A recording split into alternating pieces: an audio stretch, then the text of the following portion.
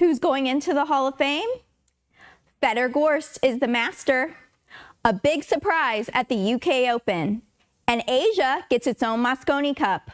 All that and more right here, right now on Billiards Digest Live.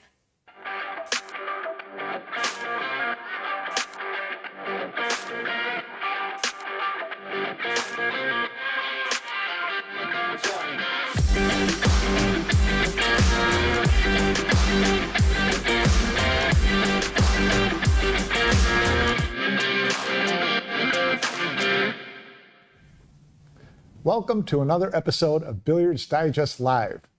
I'm Mike Panozzo. This is my good friend Jason Bowman. And Jason, we are in full pool swing right now with a couple of big tournaments just taking place, a couple more on the horizon. But we're going to start with perhaps the least surprising announcement of the summer. Yeah, the South Dakota kid, the generational talent, Shane Van Boening, no surprise to anyone, elected to the Billiard Hall of Fame officially last week. Pretty amazing. Yeah, while Shane was officially announced as an inductee, there were also two other inductees announced, one of which was a bit of a surprise. Released the news that Shane Van Boening was the headliner for the Hall of Fame's class of 2024. He was the overwhelming choice this year in the greatest player category, being named on 48 of 50 ballots collected by the United States Billiard Media Association, which oversees the annual nominations and voting. A generational talent, Van Boening's resume is borderline ridiculous. World 9-ball champion, World 8-ball champion, 5 times U.S. Open 9-ball champion, 5 times U.S. Open 10-ball champion, 2 times World Pool Masters champion, 17 times and counting member of Team USA in the Mosconi Cup, and the list goes on. Clearly the greatest champion of his generation and one of the greatest of all time. Other players on this year's ballot included Filipino great Carlo Beato and Korean women's champion Ga Young Kim.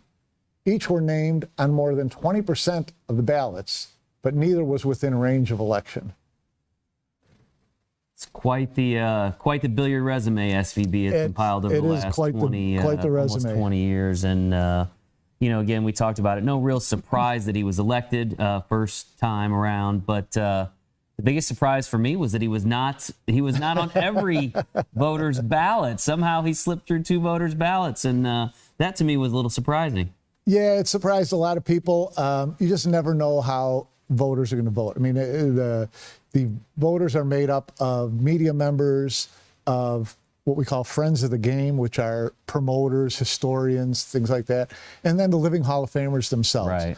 So, a lot of them have different ideas. Maybe they don't particularly want someone to get in the first time they're on the ballot, no matter how good. Or maybe they think they've got a friend who's still on the list of nominees who has waited long enough, and so they want that person to get the vote. So, it was a little bit surprising, but you look at the resume and clearly, one of the greatest players ever. Yeah, no doubt about it. And the other interesting thing to me always about the Billiard Hall of Fame is that, like in Shane's case, still very active, still a whole lot of tournaments to be played for SVB, but he hit that 40 mark last year, became eligible this year, and so unlike some other sports where you've got to wait, baseball, for example, 5 years after you stop playing before you can be on the ballot. But with pool, because of how long you can play in a lifespan, that's a little bit different. Yeah, you don't want, people have to wait till after they're 50, because there are a lot of players who are, kind of done at 40-ish. Right. There aren't a lot of Shane Van Boenings, Sure. Out there who are still winning tournaments after 40. But I think 40 is an appropriate age. Yeah. So, but again, you look at his resume, and it brings me back, because when I met Shane Van Boening, he was 7 years old. Oh, wow. He was 7 years old. He was in Las Vegas at a tournament with his mother, who was a great player. Yeah. And he had his little cowboy boots on and his cowboy hat. And then you come full circle and you watch his career, get to where it was is pretty astonishing stuff. Yeah, and I think speaking on behalf of all fans of Team USA, we're hoping to see a lot more success, a lot more titles added to the resume for SVB over the next decade and maybe longer, right? Yeah. So yeah. Following the announcement that he was in the Hall of Fame, we did catch up with Shane to have him talk a little bit about, have him look back on his career and talk a little bit about how he got to where he's at today.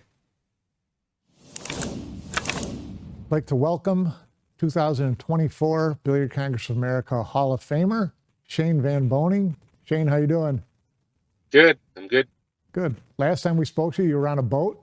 This time, are you in a camper? Where are you at this time? I'm actually in my car, just getting ready to go eat breakfast. Okay.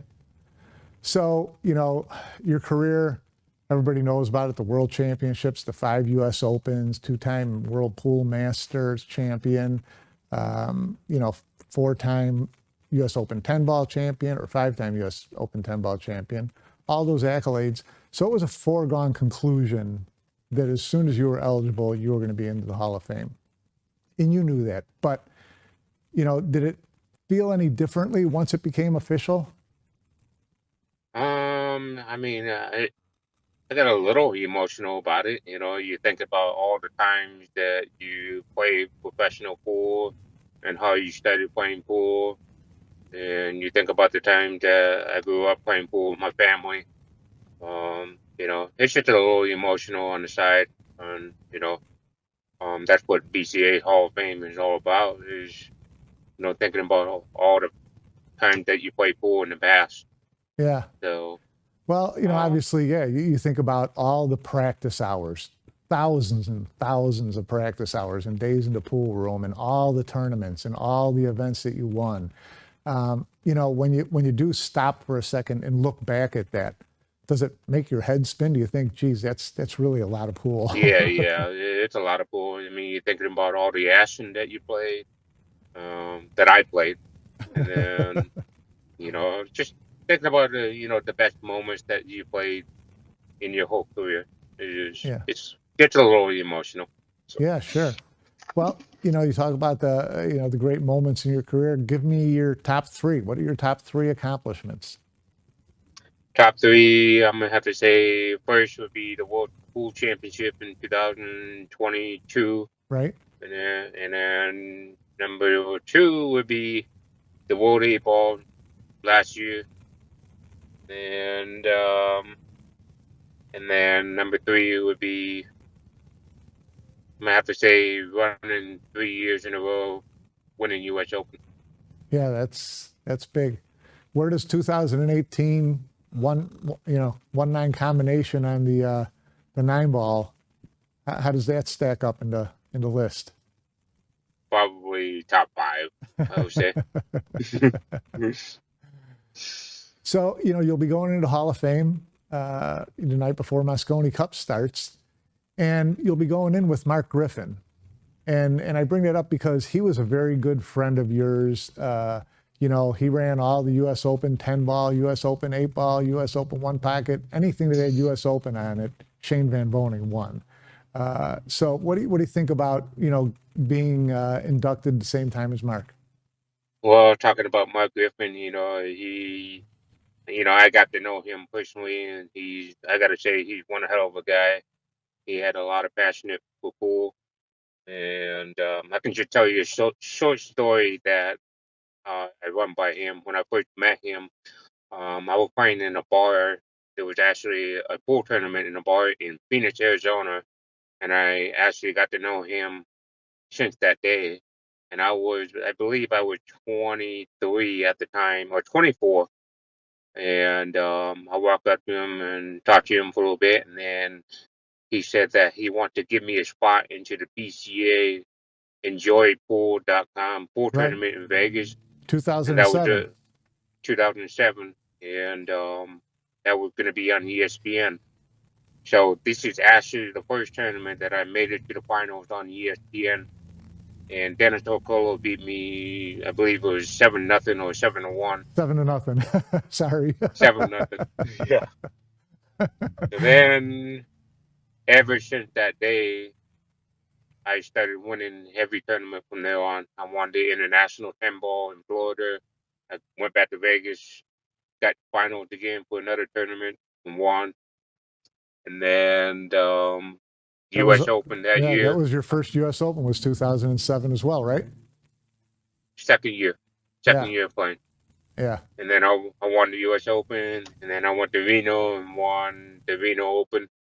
So I was on a roll ever since that day. And then I kind of believe that if Mark didn't give me the spot in the BCA pool tournament, I wouldn't have accomplished that many tournaments that year. Yeah. So That's really cool. That's really cool. and then me and Mark became good friends from there. So. Yeah. Now, you've been to a number of BCA Hall of Fame banquets. Have you ever looked up there and visualized yourself standing up on the podium and speaking? Yeah, I knew that day was gonna come, and it's just a matter of when. When is that day gonna come? So It's going to be November 29th, so I hope you're ready. yeah, I'll be ready. Yeah. Well, we'll be ready, and we'll be looking forward to it. There'll be a ton of people in the room and a ton of people rooting for you. So thanks very much for joining us, Shane. Good luck at the upcoming World Pool Championship, and we'll talk to you again soon. All right, thank you very much. Now, as I mentioned before, Van Boning wasn't the only person elected to the BCA Hall of Fame this year. The voters elected 2 meritorious service honorees. One of them is the late Mark Griffin, a promoter, National League system owner, and longtime pool room owner. Griffin started his career in his hometown of Anchorage, Alaska, opening the Anchorage Billiard Palace. He later opened rooms in San Diego and in Las Vegas, where his eponymous Griff's Billiards is still the city's busiest pool room. In 2004, he launched the amateur league system, Q Sports International. He was an investor in numerous billiard projects, including Diamond Billiard Products, the Action Report match streaming platform, and Fargo Rate. And he owned and promoted numerous pro tournaments, including the U.S. Open 8-ball, 10-ball, 1-pocket, and bank pool championships. Great legacy, Jason. Absolutely. I mean, you look at Mark Griffin, and it's pretty phenomenal, all the things you mentioned, all the different aspects of the industry he was involved in. I mean, tournament promoter, league organizer, the manufacturing side. You talked about his involvement with Diamond Tables. Right. Pool room owner, even. And, he's a guy who essentially gave his entire life, for the most part, to the sport of pool. And, you talked about the tar matches is another one that comes to mind. In an era really before streaming was cutting edge a mainstream thing, he's doing that. And so he was definitely an innovator and a dedicated guy. I know he left some sort of trust in place for his pool room. So that for the pool room and for the pro tournaments, the U.S. Opens, to continue on, in perpetuity. So, yeah, he was very entrepreneurial. And he was always willing to invest in someone else's good idea, which were things like the Action Report, Fargo Rate, things like that. He was always ready to jump in. If you had a good idea, he would invest in it. Yeah, certainly someone that the industry will miss, but definitely glad that he is finally getting his due. Somewhat disappointing that it comes just a year and a half after he passes away, but certainly Mark will be very well remembered. Now, there's a trio here. There's a trifecta. There's 3 titans. I don't know if I'd call it a trifecta. Of industry that are going into the Hall of Fame, and that third member is yours truly, Mike Panozzo, getting the call. Mike, I know, from your perspective, has to be a little strange. A guy that's involved in the Hall of Fame and kind of being the guy that reaches out and lets people know they've been elected. So I'm kind of curious how that unfolded for you Who calls the guy that makes the call on the Hall of Fame? If I'd have called myself, I wouldn't have answered. So it was a good thing. In the USBMA, the Media Association, we have a number of people pretty heavily involved. One of them is a man from Florida named Freddie Agnew. And he was kind of put in charge this year of handling the voting process and calling the inductees. And so he called me, and it was weird being on that end of the call. Yeah. But it was very cool and a huge honor for me. It's something that I never honestly thought of in my 44 years in the business. You know, I'm very passionate about the Hall of Fame. I never thought of myself in that, you know, on that list or in that conversation. So it's a very humbling thing, but very cool thing too, to be honest with you. Yeah. Yeah, 44 years. Well, congratulations. You know, the one thing that you mentioned to me was how significant it is for this to happen now. I know your mother is 90 plus years old.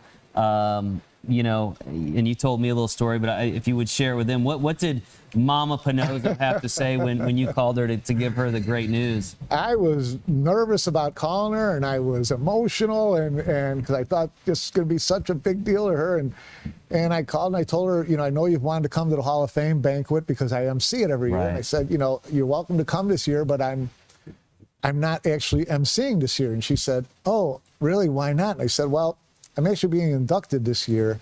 And she said, oh, well, you know, we can still come. And I thought, okay, it'd be kind of nice of you to show up. And then after a couple minutes, she said, you know, I thought you were already in the Hall of Fame. And I just had to laugh and just say, you know, believe me, if I had been inducted already, you would have been invited. Yeah. But no, it probably just got a little off guard. But it's very important to me for her because I know how proud she is of me being with this business for this long.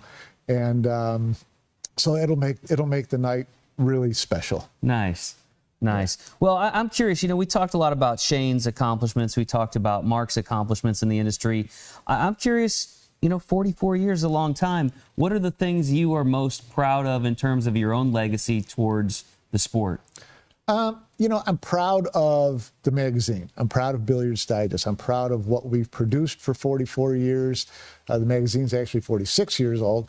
And proud that we've kept up a certain standard journalistically. Yeah. And I'm proud of what we've done for the industry and for the sport because we've spent our time really focusing on talking about the industry and important, you know, topics and with the players, introducing them to fans and trying to help them become, you know, household name, try to help them become the heroes that they are. Sure. And so I think it's very important in an industry like pool to have a voice in a publication like that that can kind of chronicle over a long course of time what's going on in the industry, who's come in, who's left, things like that.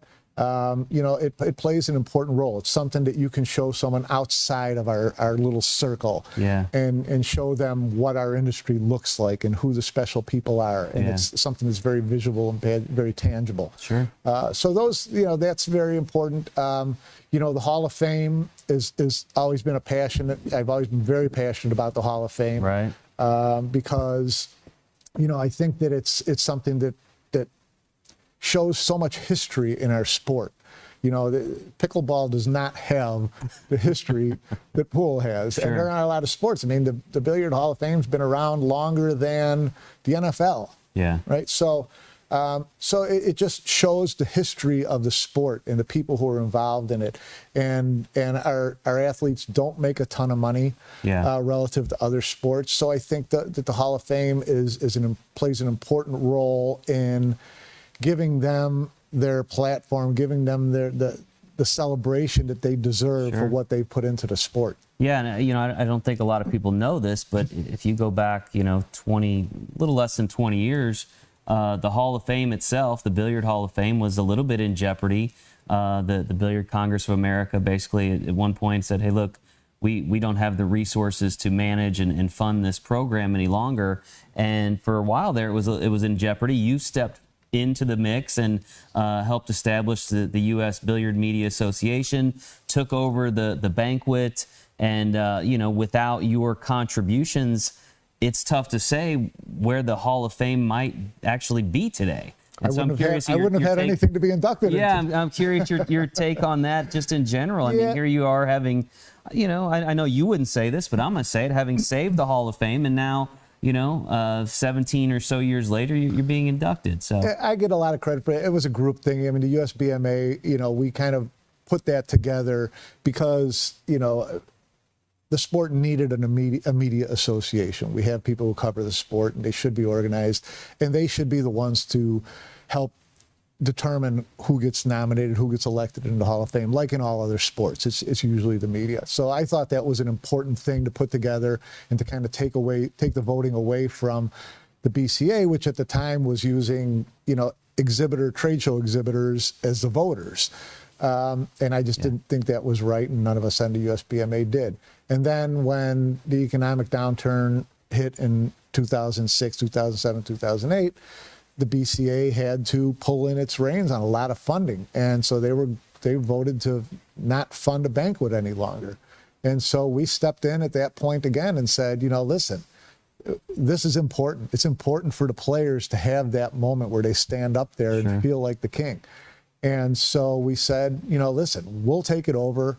We'll do all the fundraising. We'll organize the banquet. We'll put the banquet on, all that kind of stuff. And the BCA allowed us to do that, which was great. And they still are involved. They pay for the rings and the jackets and the plaques and things but we've taken over putting the event on. And I just think anybody who's been to a Hall of Fame banquet knows how cool it is and what a moment it is for those Hall of Famers, those players, to get up there and to be able to speak from the heart about how they got where they got. Yeah. And you always hear stories that you never heard from them before. Yeah. And you always hear them open up like you've never heard them before. And those are special moments, and we couldn't go without that. Yeah. Well, I appreciate all your contributions. I know there's a lot of folks out there that do as well. So thank you for that, and congratulations. Now, as far as the induction itself, that'll happen in November. Right. That'll happen November 29th, which is a Friday. It's actually the day after Thanksgiving. It'll happen November 29th, the day before the Mosconi Cup starts. Nice. And it's at the same venue as the Mosconi Cup. So people who are going to the Cup, if you're there a day before, the banquet's that night, it'll be a ton of fun. There'll be a ton of Hall of Famers there. Team USA will be there. Team Europe will be there. It'll be a great evening. Okay, so folks can look forward to looking for more information on purchasing tickets and that kind of thing in the weeks ahead. I'm going to send a link to my mother, see if she buys a ticket. Make sure Mama Panozzo gets her ticket first. There you go. Yeah. Well, while the Hall of Fame announcements celebrated career achievements, there were a few new champions celebrating first-time wins in recent months. The 30th World Pool Masters took place in Hildesheim, Germany in late April, with 16 of the world's top players hashing it out in a cutthroat single elimination format, with every match box office and no margin for error. Not surprisingly, the marquee matchups produced plenty of shots that show why these players are the world's best. American Shane Van Boening, a two-time winner, won his first match but was ousted in the quarterfinals by rival Jason Shaw, who was himself eliminated by Fedor Gorst in the semifinal. And after Germany's Joshua Filler dispatched both Ping Chung and Ping Yi Ko, Gorst and Filler met in a classic final showdown that went to the hill. Breaking in that final rack, Gorst was faced with a tricky positional challenge from the 1-ball to the 2-ball. The Ghost produced a beauty, getting perfect position and setting the stage for a run-out to win the $40,000 top prize. Incredibly, the Masters win marked Gorst's first victory in a Matchroom promoted event. Filler earned $20,000 as runner-up. Ping Yi Ko of Taiwan and Jason Shaw of Scotland finished tied for third. From Germany, the World 9-Ball Tour moved to Telford, England for the $200,000 UK Open. More than 200 runners lined up for the WNT's first open event of the year, and it was a topsy-turvy affair from the start. With the format shifting to single elimination from the final 64, the UK Open produced one upset after the next, with contenders Jason Shaw, Mario He, Francisco Sanchez Ruiz quickly exiting. America put 7 players into the final 64 and 3 into the final 16, but all 3, Sky Woodward, Fedor Gorst, and Shane Van Boening, bowed out at that stage. The real carnage was done in the quarterfinals, where defending champion Eklund Kachi, Joshua Filler, and Albin Aushin all fell, leaving an unlikely final 4 of Finland's Petri Makinen, Lithuania's Pius Labutis, Poland's Miszko Fortunski, and Hong Kong's Robbie Capito. The 22-year-old Capito earned his spot after back-to-back wins over Gorst and Filler. Trying to become the first Pole to capture a Matchroom Open title, the 32-year-old Fortunski, using shots like this, charged past Makinen 11-4 to reach the title match. But it was Capito's day in Telford. After edging Labutis in the semifinals, Capito held off Fortunski in the title match, scoring a 13-10 victory to capture his first big title and its $30,000 top prize. The win vaulted the young Capito into third place in the 2023-24 World 9-Ball Tour rankings and into second place in the race for a spot on Team Asia in the upcoming Reyes Cup, which we'll discuss in just a minute. There you see Pius Labutis and Petri Makinen finishing tied for third, with Filler, Kachi, Tobias Bongers of Germany, and Albin Auschen finishing tied for fifth. A lot going on. Definitely a lot going on and a lot to love if you're a Team USA fan there. First off, the World Pool Masters, Fedor Gorst knocking off Josh Filler in a Hill championship match. That was a Gotta great love tournament. that, especially considering the way Filler has been playing. Knocking off Fedor knocking off Jason Shaw in the semifinals that to was a boot, little makes grudge it a match, little yeah. sweeter there. And then to see, the three Americans in the top 16 at the UK Open is also a positive sign. But some names emerging in that particular event that, you ought to get a Hall of Fame nomination just for being able to pronounce some of these names. But, some unfamiliar names to more general pool fans. Yeah, to a lot of fans. I mean, these are guys who've been around for a while. Petri Makinen won the World Cup of Pool with Mika Immonen years ago.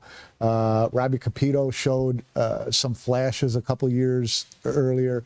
Misko Fortunski, part of that great Polish contingent of players.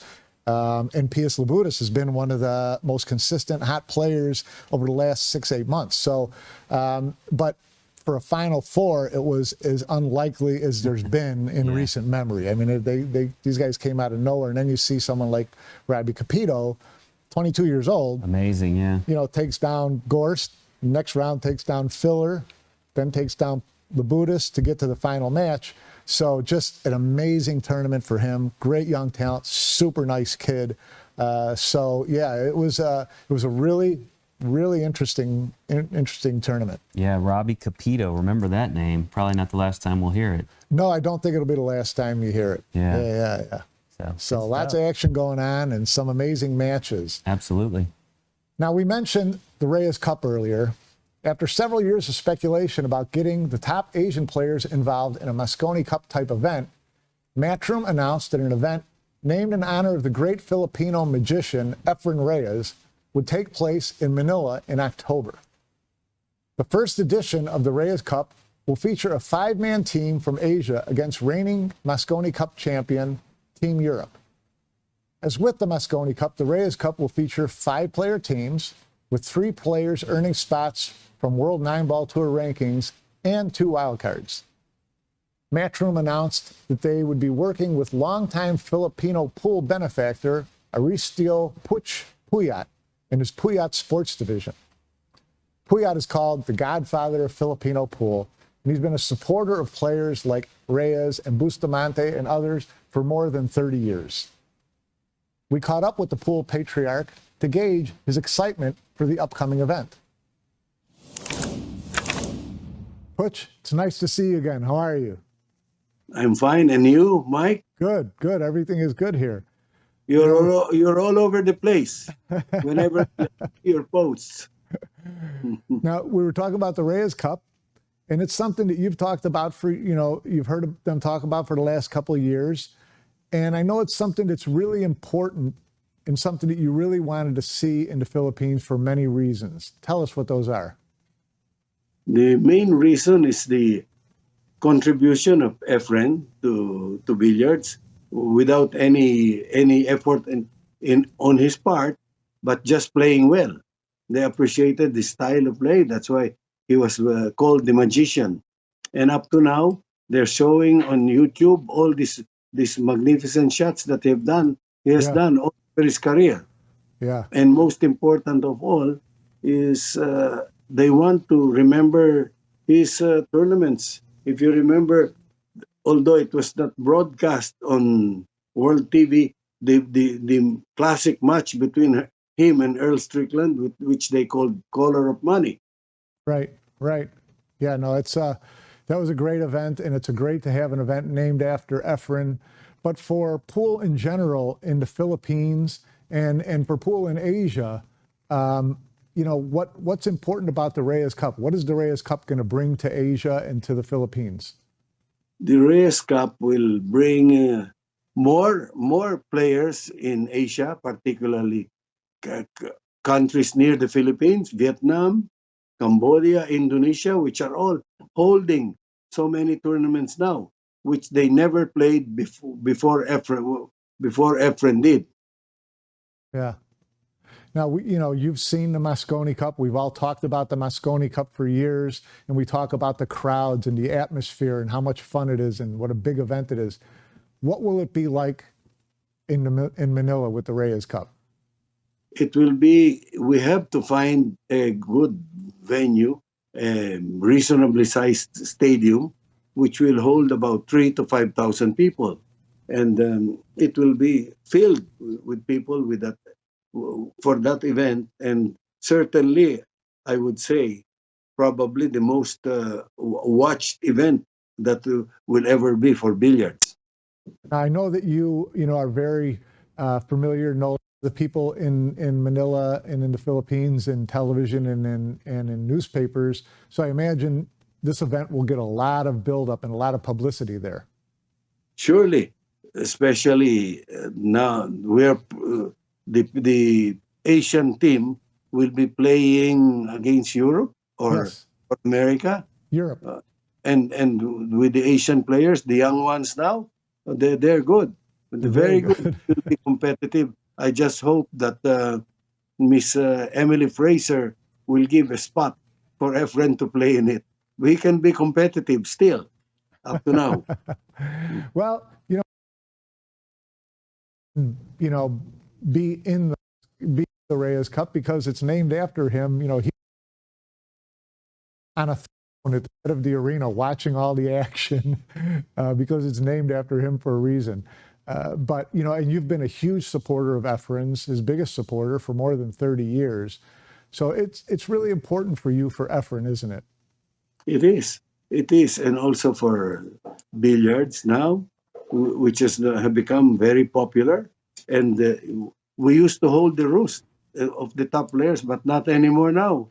Other Asian countries, which we never heard of, are now winning the events. So many. Well, a lot of that, you know, a lot of the Asian players, you know, grew up watching Efren, and that's probably why they wanted to start to take up the game. So it's nice to see that there's so much more billiards taking place all through the Asian countries, and the players are very good. I expect the Asian team is going to be fantastic. So yeah, you must be really excited about this happening.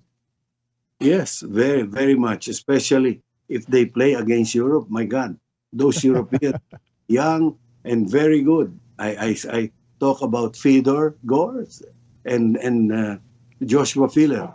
Those are the two best players in the world now, in my opinion. Yeah, no, they're great players, and it should be a great event. Puch, thank you so much for joining us. It's been a real pleasure to see you again. I look forward to seeing you in October in Manila for the Reyes Cup. And excited to hear more news about the Reyes Cup as it comes closer. I'll hold you to that, Mike. We'll be expecting you. And hopefully one issue of Billiards Digest will be devoted to the Efren Reyes Cup. I'm looking forward to that. We will have a lot devoted to the Reyes Cup, trust me. Thanks Okay. very much, Puch. Have Nice a great talking rest of to your you. trip. And Thank- keep on writing, my friend. Thank you very much. Okay. Okay. Regards. Regards, Puch.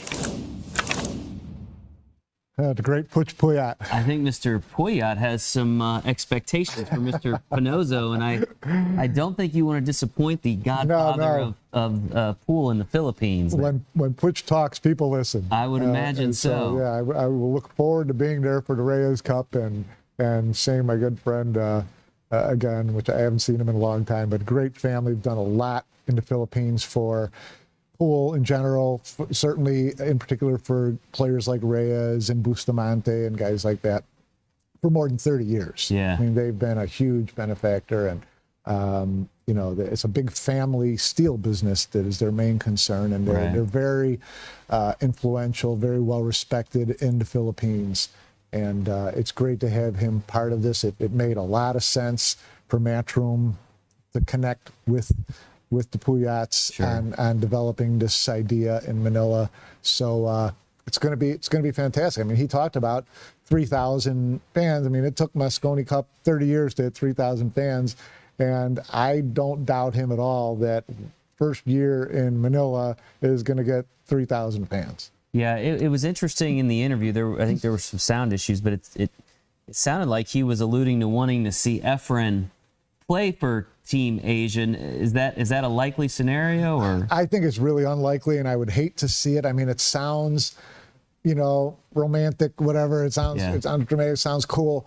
But listen, this is an event that's named after Efren, and he shouldn't really, to me, be affiliated with one team directly or the other. He shouldn't be a captain. I think that he's the figurehead. He's the name on the trophy, and so he shouldn't be part of the losing team. This is an event named after him. So to me, they should build him a throne, put it in the corner of the arena, let him sit there and watch the action, and hand out the trophies at the end. I gotcha. Yeah, the Reyes Cup. It's interesting, Mike, because I feel like that's been a rumor almost that was out there almost like a decade ago now, because of Team USA's struggles in the Mosconi Cup, and there was talk that they were going to replace Team USA with a Team Asia, and I don't know if that was something that the fans created or where it ever started, but obviously Matchroom's done a great job, has taken the concept and put it in with their ranking system. And so,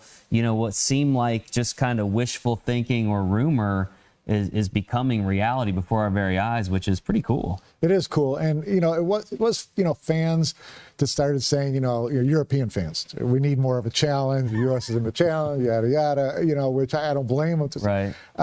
And it piqued the interest of Asian players and certainly piqued Matchroom's interest. And I think that Matchroom knew that this day was coming, but you see with the progress and the process that they've used in building all this, it's kind of another piece that was going to come into place at a certain time. Yeah. And this seems like the perfect time for this now to happen, because you've got the World 9-Ball Tour, you've got many more Matchroom Open events, you've got a ranking system, there's more to play for, there's points, and now you're adding incentive and things to why these players are playing and they're earning points, and that helps develop everything. The trickle-down effect of adding this Reyes Cup into how much it's going to affect play overall in Asia amongst Asian players, it's going to be huge. And that's going to trickle down to everything event. It's going to trickle down to other events in Asia. It's going to trickle down to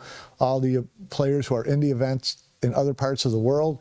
So it's just, to me, it's the perfect time to drop this peg into the board. Yeah, Matchroom seems to be all in on the Asian market, and wisely so. Yes. On the heels of their success with their Hanoi Open last year in Vietnam, and obviously all the players coming out of the Philippines and Taiwan and some of the countries. So as far as what we know right now about the Reyes Cup, slated to take place in October, correct? Sounds like they're still trying to secure a large enough venue to accommodate it. We know it'll be a Team Europe versus a Team Asia, but we shouldn't assume that Team Europe will be comprised of the defending Mosconi Cup champion Team Europe, right? Right. No, it won't be. And this is another way that all this kind of trickles down and feeds off itself, is that the players, from at first, the thought was that it would be the winner of the Mosconi Cup every year plays Team Asia. Well, that doesn't make a lot of sense if someone wins all the time, so it'll probably alternate. They also thought that the team that won last year would automatically the team this year that plays Asia. That won't happen. So to get those 3 automatic spots for the Reyes Cup, there'll be a cutoff of the U.S. Open. Right. Right.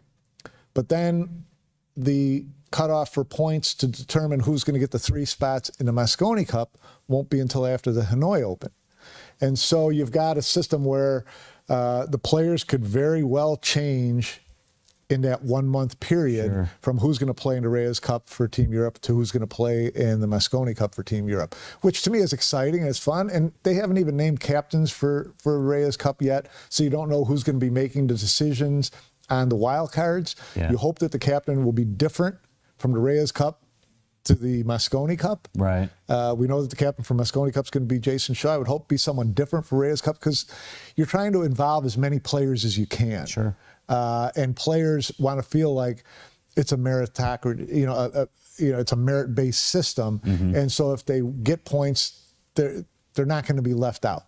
And so that just gives more players more opportunities to be in big events like this. Yeah, well, it'll be interesting what we continue to learn about the Reyes Cup. But the other thing I wanted to ask you about, so we should expect that a Team USA at some point will participate in the Reyes Cup against Team Asia? Yeah, absolutely. I would think next year. Okay. I think that if you're trying to build this going forward, you would need to alternate the teams the first couple of years. And you would probably need to keep it in Manila the first couple of years, 3 years, maybe 4 years, maybe even 5 years.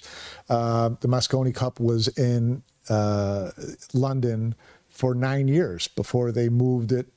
They stuck their toe into U.S. waters. Right.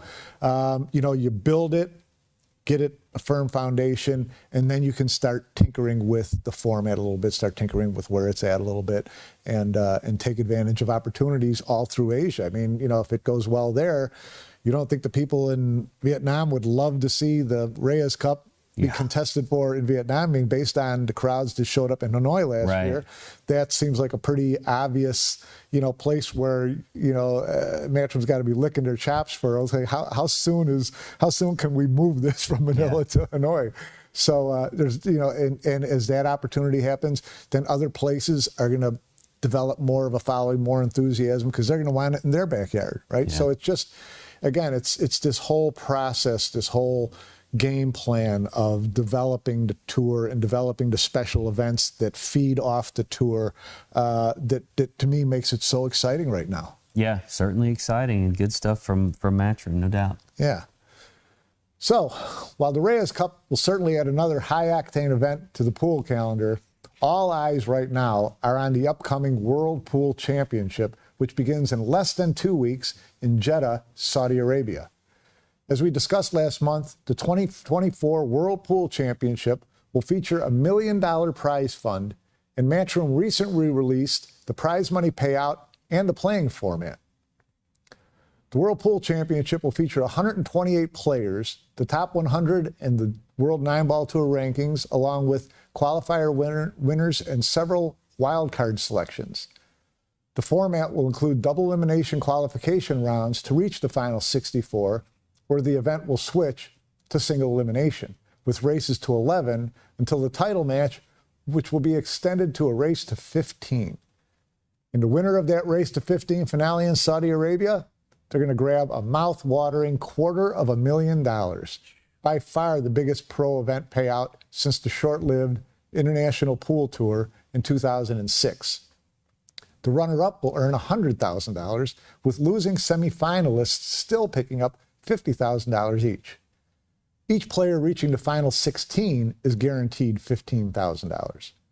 This is the kind of event that the players have been waiting for a long time, Jason. Yeah, well, since, like you said, the International Pool Tour circa 2006, 2007, that came and went very quickly. And back then, I think we all were asking ourselves, where is this money coming from, right? And in this case, with the World Championships in Saudi Arabia, 10-year deal, Saudi government oil money funding this. You like the chances? You like the chances of this lasting 10 years better than Kevin Trudeau's money? I do, and pretty remarkable, dollars there for players to chase this thing, and very curious to see who can not only handle the pressure, but that long race to 15. It's going to be a little bit different.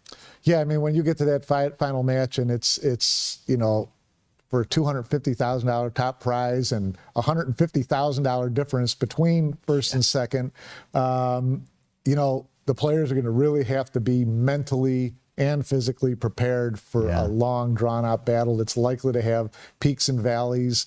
You know, a race to 15, it could be 29 games. Yeah. Right? So it stands to be really good, and I'm really looking forward to seeing those semifinal and final matches, because, you know, I want to see what the players are like under this kind of pressure. Yeah, and you'll be there in Saudi Arabia, I will right? be To there see it in in Saudi person, the pressure that they're under. Any favorites for you? You know, I mean, it's easy to say Filler and Gorst and some of the familiar names, FSR maybe. I would say Filler and Gorst. Yeah. No, certainly, you know, you can't help but look at a player like Josh Filler, not just because he's the best player in the world, but because he thrives on events like this. He thrives on situations like this. He loves that kind of pressure, and that's what gets him motivated, what's involved. So I expect him to show up in Saudi Arabia as finely tuned as he can be, and it's going to take a great effort from someone to take him out. He's not going to gift a match to anyone.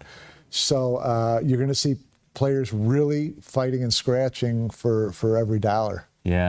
Yeah, tough guy to beat in a race to 15, Josh Filler. But you know, Feder Gorst can do it at the Whirlpool Masters in a race to 13 with a couple more games against Josh Filler, right? So should be interesting stuff, and looking forward, like you said, 10 years in Saudi Arabia. So this is something that's going to change, I think, the landscape of pool in the Middle East. Obviously, we've talked about the Reyes Cup and the impact that's going to have on Team Asia, but you know, when we talk about Team Asia, it's not just the Philippines and China and Taiwan and the Far East, but you've got the Middle Eastern countries. So for me, I'm interested in seeing, you know, what kind of crop of players start to develop out of some of these countries as they see, you know, the World Championships in Saudi. They see the Reyes Cup and these big events that are going on in the Asian countries, and what kind of impact that has. But I would expect a new crop of talent is going to be coming out of the Middle East from this. Yeah, you would hope so. I mean, that's I'm sure part of the plan, and there are already some very good players, or some great Kuwaiti players who are already on the tour. But yeah, you think that this is just going to feed off itself and help develop more talent, help increase the level of talent of the players who are already there, because the more good players you have around you, the better you're going to be. So yeah, I think that there's a real opportunity here to you know, move more of that playing into the Middle East as well, and that could be a lot of fun as well. Absolutely. Exciting time to be a professional pool player. Exciting time to be a fan of professional pool, I think. Yeah. And of course, those hefty payouts in Saudi Arabia are going to have a huge impact not only on the World 9-Ball Tour rankings, but on those Mosconi Cup and Reyes Cup teams. You know, we look at the rankings right now for Team USA. You know, you see B.J. Ussery, Oscar Dominguez in there, Team Europe, a lot of new names that this is not the starting five from last year's Mosconi Cup. And Team Asia, you look at the top two players right now, Aloysius Yap from Singapore and Robbie Capito, who just won the UK Open, they're 1 and 2 in the Team Asia race. So, you know, it's not the usual suspects, and that's what's so much fun about the development and the expansion of the tour and the money that goes along with it.